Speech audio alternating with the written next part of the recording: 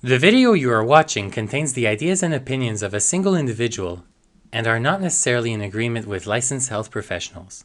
This video diary containing the thoughts and ideas leading to the development of a personalized diet is thus provided to you purely for entertainment purposes. By continuing to view this video, you are agreeing not to hold the author accountable for any consequences from the use or misuse of the information contained in this video. You are advised that the author is not a licensed professional, that this source of information is untrustworthy, and that you should consult a medical professional prior to attempting any changes in your diet or lifestyle. So here's a picture of my belly. Now, you might ask yourself, why would I be so motivated to create a new diet for myself when I'm in my mid-20s, I'm healthy, I'm about to graduate from a clinical psychology program, I've got a good support system from colleagues, friends, and a very supportive family with no particularly difficult life issues. Why would I want to make any changes? Well, to understand it, we have to zoom in closer onto my belly to realize that I could definitely lose some weight. And I need to recognize that obesity is a risk factor for cardiovascular disease such as stroke, heart attacks, etc. High blood pressure, it increases risk of developing type 2 diabetes. A lot of research shows that individuals higher in weight tend to have a greater risk of cancer. Excessive weight is linked to reduced in quality of sleep and developing things like sleep apnea. Acid reflux is also a concern. And then, of course, being in the profession of clinical psychology, I'm already at great risk of developing depression. So, of course, I should avoid any problems that are also linked with depression to minimize the risk. So those are a lot of negative reasons why I should reduce my weight. Of course, we know that scaring tactics are very poor in terms of their ability to motivate. So let's look at the positive reasons why I should be reducing my weight.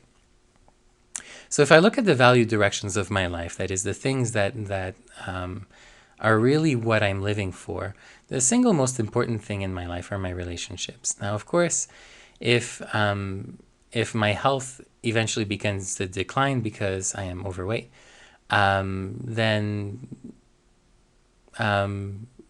severe sickness or otherwise death will, of course, impede my ability to have and maintain relationships. And then, not surprisingly, as is the case of many people going into psychology or clinical psychology, one of the things that I find very fulfilling is to be helpful and as helpful as I can be. Now, of course, when I'm carrying excessive weight, I'm less motile, I get tired more easily. So it really limits my ability to be helpful. It also, in the same way, it reduces my ability to be contributing to people, the society, and the world at large through research or other things.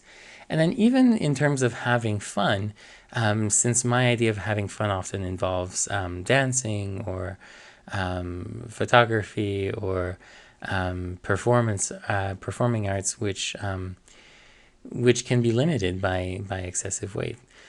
So implied in all of my valued directions is that I require pretty good health to be able to do the things that I want to do. And so reducing my weight would be beneficial for most of the areas of my life. So now that I'm motivated, let's examine things that haven't worked in the past. Well, I haven't been successful at the diets that have substantially reduced the variety of what I could eat, be it eliminating carbs or reducing fat, etc. Simply being expected to reduce portions has also been very difficult for me and has ultimately failed because I've subconsciously learned to elect higher caloric foods or more comforting foods over the more nutritious ones as a means of compensating for the fact that I would simply be eating less of it. Abstinence of comfort foods such as dessert, ice cream, chocolate, the things that can really make a bad day better, has also proven to fail.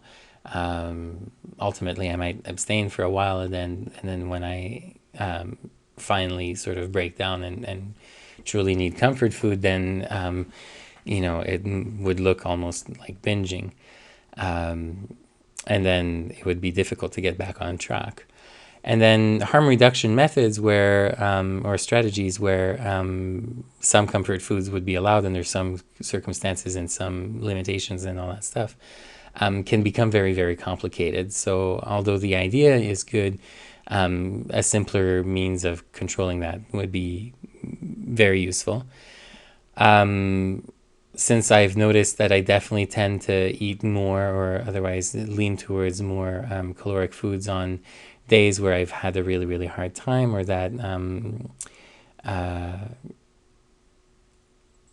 I've experienced more difficult emotions, then of course diets that are going to make me feel ashamed or guilty whenever I don't do well are only going to make me feel worse about myself, and then by virtue make things worse. Also, diets that were unmotivating and unaccounted or untracked were very, very difficult to follow because it didn't feel from day to day that there was either improvement or that there was a goal in sight. And then, of course, because life is so unpredictable, what's very, very important is to recognize that diets that are not flexible to unusual circumstances also don't tend to do well, and I have failed those miserably. All it took was a wedding or something else where I would have to compromise, and then the diet philosophy would be that I've ruined everything. I do need a diet that's sensitive to life circumstances and is comprehensive. That is, it follows me throughout the entire day in every situation with anybody. So looking at the opposite, what might work, well, I would need something that's different and new. Doing the same old thing will not, I shouldn't expect better success from doing the same thing, obviously. I would need a diet that offers variety, the occasional indulgence. It needs to be very, very simple, especially at first when a new diet requires adjustment. And it needs to be doable. There's, of course, the anecdotal saying that the best exercise is the exercise you do. Well, I would argue the same thing with the diet. The best diet is the diet that you actually do. So it being doable is very important. It needs to be maintainable, of course, flexible to unpredictable situations, and adaptable to life changes. Of course, being a graduate student, I'm going from classes to dissertation time to a few months of internship, etc. Having a diet that's highly adaptable is crucial. But I think in general, life always involves some change. So something adaptable is crucial. I'd like it to be trackable, and maybe even made into a game if it's at all possible, by tracking my score on various things. It needs to be fail-proof. I need to feel that if the diet fails me, then I can modify the diet. But if the attitude is that I've failed the diet, then I will be seeking for something different, when really I just need to stick to one diet and make it work. Make it part of every aspect of my life, and make it the last diet of my life. I can change it, I can adapt it, but it's not something that I should give up and try something different as though it was different. Really, changing or modifying the diet seems like a better strategy. So that entire plan, I've decided to give it the name of Adaptadiet Lifestyle Game. Of course, it's adaptable of a diet. It's meant to be part of my entire lifestyle, and I will try my best to make it into some fun game that I can track. So in developing this, I've decided to take the philosophical approach of just skepticism, basic science, and I will try to make it as multidisciplinary as I can. So not just to limit myself to food science or nutritional science, but rather look at exercise from a human kinetics perspective, look at the psychology of things, look at the biology of things, even from an evolutionary perspective. So to really, really go to the basic science of multiple disciplines, which could be motivating as well. Of course, there should be some fun in doing the research. The things that I might try may be very well counter to common sense. Although there is the argument that the obesity problem we're seeing in North America is not actually due to bad common sense, but in fact to the inability or unwillingness to follow common sense, there's also a part of me that wonders whether or not our common sense is even good to begin with.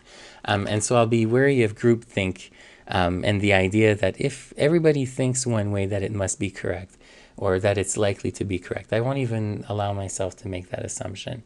I'll be as skeptical and even paranoid as I can when it comes to information to guide my diet. So these are the principles I choose to go by.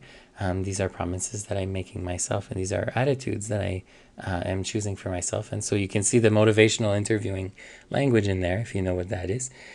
So I will choose to start yesterday, and that's a little bit... that's to imply that really it's not so much that I'm starting now and that my life is now changed and will never be the same, so much as really this is something I should have always done. This is something that was meant to be the whole time. And so it's as though I really started yesterday. There's no waiting period. There's no last, meal. It started yesterday. I will choose to pick myself up as soon as I err and not beat myself up over it. Take a bit more of a mindful stance on that and recognize that making mistakes will be normal, especially at first during the adjustment, and that it's not an excuse to sort of give up and abandon. I will choose to be accountable until I become self-reliant. Of course, as a sort of hazard of the profession, clinical psychologists, of course, tend to be very, very exhausted at the end of the day and don't always take really good self-care.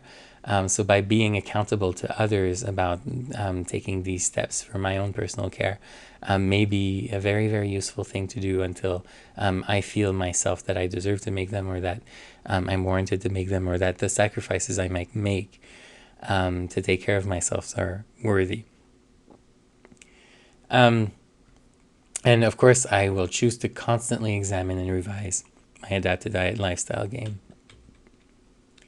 So how will I do it? Well, I don't know yet. That's part of the quest, is to try and figure out how to design this diet so that it is doable, so that it works, so that it is adaptable, etc. However, there's a few starting points that I figure I should do right away.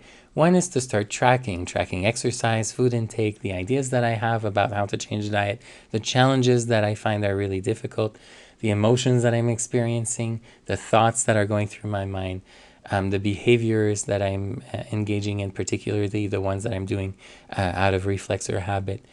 And of course, to track the biofeedback measures such as my weight, blood pressure, waist circumference, etc. And to do this every day or as often as I can. I'll start vlogging my progress daily, of course, and try to include a bit of research that I've discovered throughout the day. I will attempt to create, revise, and keep track of a set of rules, guidelines, and heuristics that I will choose to live by, or the goals that I will try to thrive towards, and carry these with me as a reminder and even as a reference while I'm trying to figure things out, and especially to try and make them simple, elegant, and easy to follow.